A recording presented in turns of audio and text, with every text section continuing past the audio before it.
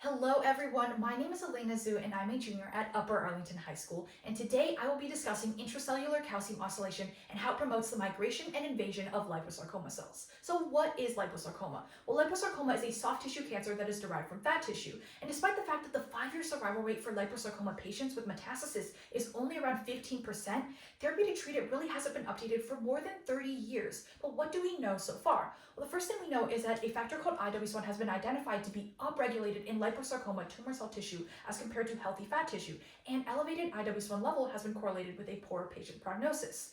And in addition to that, intracellular calcium oscillation has been found to regulate tumor migration and metastasis. And so I hypothesize that IWS1 promotes liposarcoma cell migration and metastasis by regulating intracellular calcium oscillation.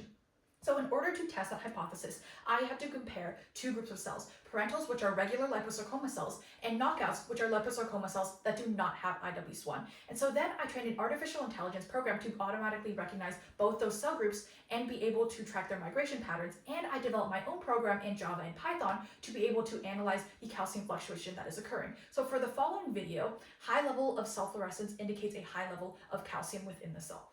And so as you can see here, the parentals are blinking much more frequently, which indicates more calcium oscillation as compared to the knockouts, which are remaining relatively stable. And ultimately, what we've found is that for two parameters, both speed and acceleration, the parentals are traveling faster and accelerating more in comparison to their knockout counterparts. And in addition to that, they're oscillating much more frequently at a peak-to-peak interval of around 120 seconds versus 190 seconds. And so why is this study important?